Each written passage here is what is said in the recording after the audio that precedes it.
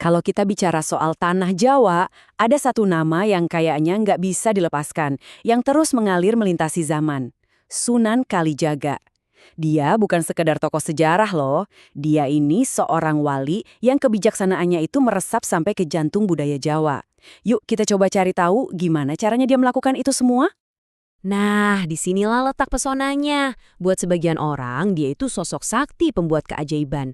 Tapi buat sejarawan, dia itu arsitek sosial yang jenius banget. Pertanyaannya, gimana bisa satu orang jadi keduanya? Itulah yang bakal kita bedah bareng-bareng. Jadi, siapa sih sebenarnya Sunan Kalijaga ini? Buat jawab pertanyaan itu, kita harus lihat lebih jauh dari sekedar legenda.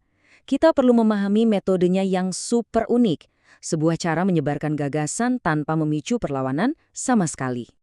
Oke, pertama-tama, biar kita ngerti kejeniusannya, kita harus paham dulu panggung tempat dia tampil. Kayak apa sih kondisi budaya Jawa pada masanya? Coba bayangin deh, masyarakat Jawa zaman dulu itu nggak mikir hitam putih. Hidup mereka itu penuh dengan simbol dan makna, yang akarnya kuat banget dari tradisi Hindu-Buddha dan animisme. Nah, kalau ada yang datang terus maksa-maksa dengan ide baru yang kaku, wah udah pasti bakal ditolak mentah-mentah.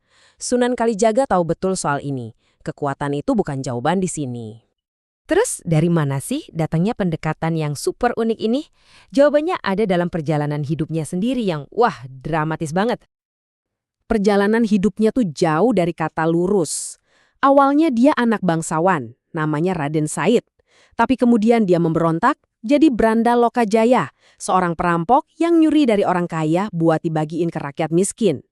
Titik baliknya, waktu dia ketemu Sunan Bonang, yang ngasih dia ujian luar biasa, jaga tongkat di pinggir sungai selama bertahun-tahun. Dan dari ujian kesabaran inilah, dia seolah terlahir kembali jadi seorang wali, pencari kebijaksanaan sejati. Nah, pelajaran dari pinggir sungai itulah yang jadi inti filosofinya. Yuk kita lihat gimana dia mengubah pengalaman itu jadi sebuah metode dakwah yang revolusioner pada masanya. Namanya aja udah jadi petunjuk loh. Kalijaga itu artinya penjaga sungai. Nah, yang menarik banget di sini, sungai yang dia jaga itu bukan sungai beneran, tapi aliran kebudayaan masyarakat. Dia nggak coba ngebendung arusnya, dia justru menjaganya biar tetap mengalir lancar. Terus gimana caranya? Alat-alatnya apa? Wah, ini yang pinter banget. Dia nggak datang bawa perangkat baru yang asing. Justru sebaliknya. Dia pakai apa yang udah ada dan dicintai banget sama masyarakat. Wayang, tembang, bahkan upacara adat, semuanya dia jadiin kendaraan buat nyampein pesan-pesan barunya. Jadi ini dia nih inti strateginya. Dia ngelihat budaya yang udah ada, cerita Ramayana dan Mahabharata yang populer banget, dan dia nggak menolaknya. Dia nggak bilang, ini salah, hapus semua.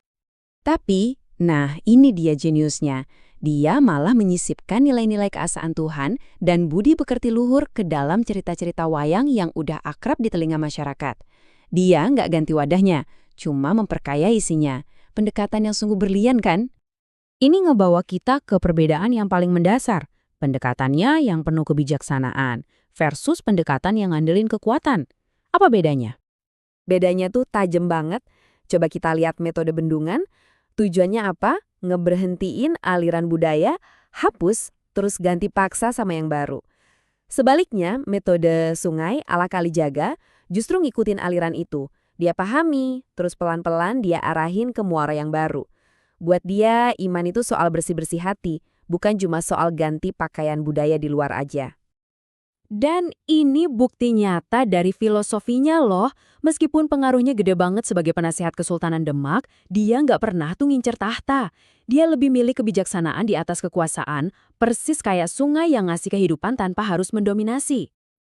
Oke, jadi apa sih yang tersisa dari Sunan Kalijaga hari ini? Pengaruhnya itu campuran unik antara fakta sejarah dan legenda yang abadi. Pasti kita sering dengarkan cerita-cerita kesaktiannya. Nah, kita nggak perlu pusing-pusing debat ini fakta atau mitos. Intinya gini, legenda itu sendiri adalah kendaraan yang membawa nilai-nilai kebijaksanaannya, soal kesabaran, soal empati kepada generasi-generasi berikutnya. Jadi kalau kita mau saring, ada 4 pelajaran inti dari hidupnya. Pertama, kesabaran, karena perubahan sejati itu butuh waktu. Kedua, empati, pahami dulu baru coba mengubah. Ketiga, integrasi, lihat budaya sebagai kendaraan, bukan musuh. Dan yang keempat, kebijaksanaan. Karena pengaruh yang awet itu lahir dari makna, bukan dari paksaan. Prinsip ini relevan banget untuk perubahan apapun loh. Warisannya itu bukan sekedar catatan di buku sejarah. Alirannya masih bisa banget kita rasain sampai hari ini. Lewat kesenian, lewat tradisi, dan yang paling penting, lewat cara berpikir yang lebih milih untuk merangkul, bukan membenturkan. Pada akhirnya, kisah Sunan Kalijaga ini ninggalin kita dengan satu pertanyaan yang dalam banget. Saat kita ingin membawa perubahan, kita bakal pilih jalan yang mana? Jadi bendungan yang menentang arus, atau jadi seperti sungai yang dengan bijaksana mengarahkan aliran menuju tujuan yang lebih baik. Sebuah pilihan untuk kita renungkan.